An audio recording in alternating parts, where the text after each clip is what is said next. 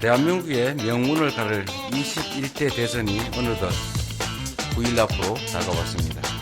무거운 책임감에 어깨가 진돌리고 연이은 강행군으로 몸은 피곤했지만 국민 한 분 한 분의 뜨거운 눈빛과 결연한 표정이 저에게 큰 다짐과 의지를 북돋아주고 계십니다.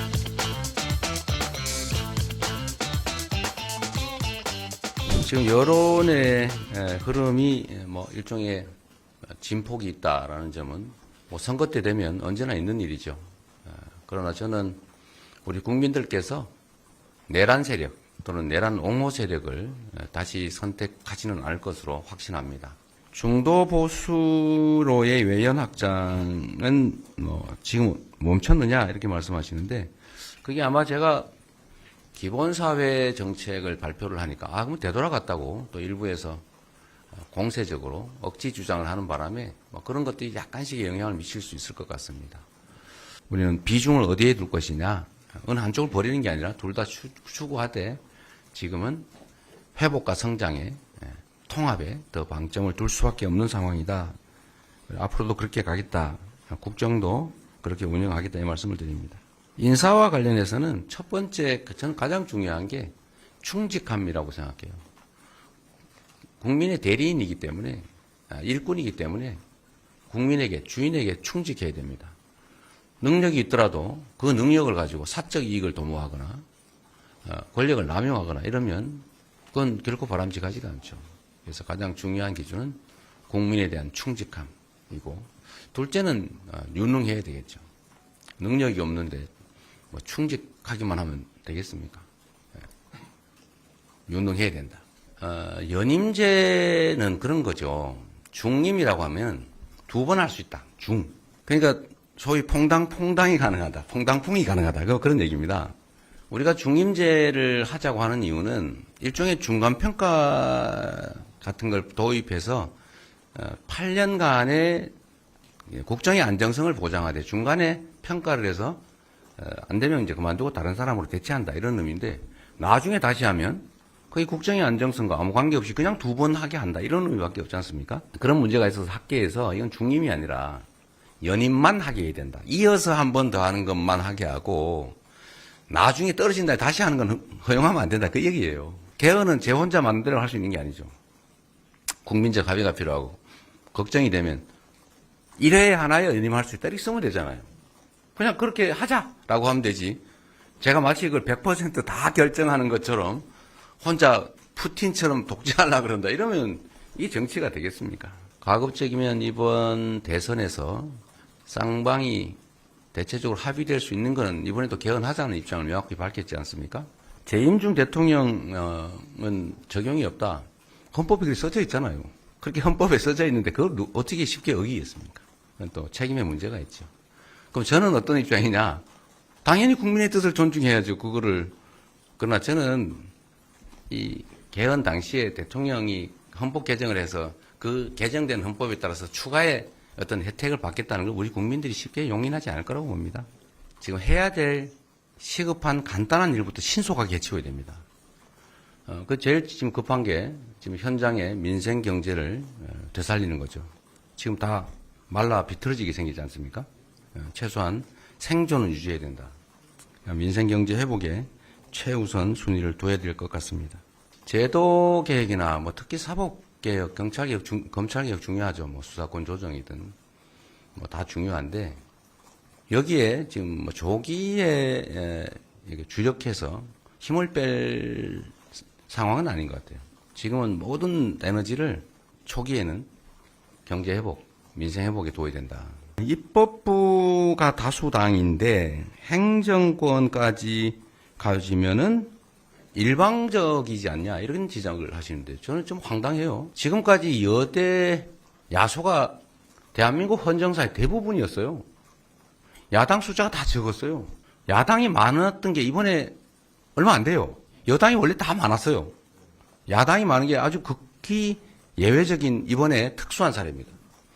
그렇게 된 이유는 집권 여당이 국민의 뜻을 어기고 반역사적인 그런 행태를 보이니까 국민들이 통제하라고 야당의 다수 의석을 주신 거 아닙니까?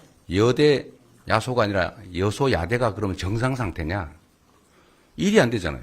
일이 안 되는 것보다는 일이 되는 게 낫죠. 또 통제 시스템도 충분히 있지 않습니까? 언론의 통제도 있고 국민의 감시도 있고 제도들도 있고 정상적인 국정을 위해서는 여대 야소가 바람직해요. 집행 권력을 가진 대통령, 행정부가 반국민적이고 엉터리일 때 그때는 국민들이 선택하지 않습니까? 선택해서 야당이 의석을 많이 주죠. 우리가 국정을 엉망으로 한다. 그러면 지방선거든 국회의원 선거든 우리가 많이 지겠죠. 내란 단일화를 할 거라고 예측합니다. 그런데 이준석 후보도 결국 국민의힘의 대표를 했고 밀려 나왔을 뿐이지 본인이 스스로 나왔다고 보기 어렵습니다. 제가 보긴. 결국은 다시 합쳐서 보수 정당의 주도권을 갖고 싶어 하는 것 같고 이번 기회에 저는 다시 그 본색대로 단일화할 것으로 봅니다. 그리고 우리는 당연히 단일화 될 것에 대비해서 대비하고 있습니다. 그리고 그 단일화에 대해서 과연 국민들이 어떤 평가를 할 것인지에 대해서는 뭐 여론조사 결과에도 일부 볼 수가 있는데 글쎄요. 그게 얼마나 시너지가 있는지 모르겠지만 정치적 이해관계를 따져보면 단일화하는 게 아마 그 두 쌍방에 모두 도움되는 것이어서 단일화할 가능성은 매우 높다. 거의 확실하다. 저는 그렇게 생각합니다. 그런 생각을 갖지 않고 있어요.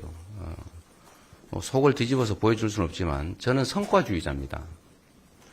저는 실적을 통해서 평가받기를 원하고 제가 행복한, 제가 살아가면서 더 만족감을 느끼는 삶의 행태는 누구를 괴롭혀서 즐겁지 않아요. 우리가 앞으로 맞닥뜨릴 것은 엄혹한 현실이에요.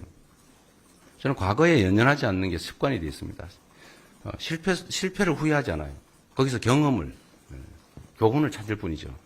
제 입장에서는 그 불필요한, 그냥 감정에 불과한, 미래에 아무런 도움도 되지 않는, 오히려 해가 될, 보복은 보복을 부리지 않습니까? 그런 것들을 저로서는 합리적으로 보면 할 이유가 없는 거죠. 더 나은 세상을 만들기 위한 원래 자신들의 역할로 되돌아가서 서로 잘하게 경쟁해서 국민들한테 칭찬받는 훌륭한 정치인들로 함께 남기를 바랍니다. 이동을 하셔야 돼가지고. 그렇죠. 조금만 더 하시죠. 질문할 사람도 있어요. 저도 할 말이 좀 많아서 그래요. 저한테 인터뷰를 하지 말라 그래가지고. 제가 명확하게 선거 캠프에도 지시를 내린 게 이제 사법 문제에 대해서는 더 이상 논란을 하지 마라. 지금은 일단 단기적으로 선거 문제도 있지만 지금 민생 문제나 더 급한 일이 훨씬 더 많다. 역량이 거의 다 분산되는 거 바람직하지 않으니 이제 더 이상 언급하지 말라고 제가 선대위에 명확하게 지시했지 않습니까? 지금 그런 거는 할 때가 아니다. 그리고 저도 법조인이지만 비법률과 이게 대법관의 문호를 개방하는 문제는 그렇게 쉽게 얘기할 수 있는 게 아니다. 지금은 그런 얘기 할 때가 아니다가 정확한 제 입장입니다. 저는 말씀드린 것처럼 성과를 내는 게 저의 목표고 저는 정치를 하는데 누구에게도 신세진 바가 없어요. 경제적으로든 정치적으로든 국민들의 지지를 받아서 여기까지 왔습니다. 국민들이 저한테 기대하는 바가 있죠. 저는 아무런 기득권도 배경도 없습니다. 근데 국민들이 기대하는 바는 더 나은 세상을 만들어달라, 더 깨끗한 정치해달라, 그거 아니겠습니까? 저는 성과를 내서 국민들한테 인정받는 게 제 인생의 목표이기 때문에 국민에게 충직하고 유능하고 그 다음에 청렴하고 그리고 그런 사람들 중에는 남녀 성비도 좀 조정하고 지역도 조정하고 뭐 계층도 조정하고 많은 분들의 의견을 듣는 게 중요하죠. 인사도 마찬가지입니다. 우리가 이렇게 막 상의를 하지만 모르거든요. 모르는 게 있어요. 근데 옆집 사는 사람은 아는 경우가 있죠. 이 사람 옛날에 이래 했는데 사실은 알고 보면 벗겨보면 속이 아주 음흉한 사람이야. 이거 아는 사람들이 있잖아요. 근데 그런 걸 다 모아보겠다라는 게 제가 말씀드린 이제 인사 시스템, 새로운 국민 추천제 그런 겁니다. 국민들에게 판단권을 좀 최대한 많이 부여하자라는 것입니다. 제 아내가 어떤 걸 하는지 저도 잘 모릅니다. 제 아내의 판단에 따라서 잘할 테니까 저는 거기에 대해 언급은 안 하는 게 좋겠다는 생각이고요. 태스크포스는 그야말로 태스크포스죠. 국가는 기본적인 정부 구조가 있잖아요. 그게 하나의 큰 시스템이에요. 대통령, 비서실, 총리, 그다음 장관들, 그 아래 각 부서들, 소속기관. 이게 유기적으로 잘 되게 조직이 되어 있습니다. 원래 통상적으로 그런 시스템에 의하면 되죠. 그런데 지금은 너무 긴급한 사안들이기 때문에 좀 너무 계단이 많으니까 해당되는 실무 또는 지휘자 그룹들을 모아서 좀 직접 챙겨야 되겠다고 생각을 합니다. 어느 정도의 급한 불을 끄면 그다음부터는 통상 시스템에 의해서 안정적으로 국정을 운영해야죠. 경제 문제, 당장의 민생 문제가 심각하기 때문에 제가 직접 챙겨서 일정 기간 필요한 만큼 유지하고 주요 현안들을 다 챙겨서 정리하고 나면 그다음부터는 다시 일상적인 국정 시스템으로 돌아가면 될 거다. 그때까지는 직접 TF를 구성해서 운영하겠다 그 말씀입니다.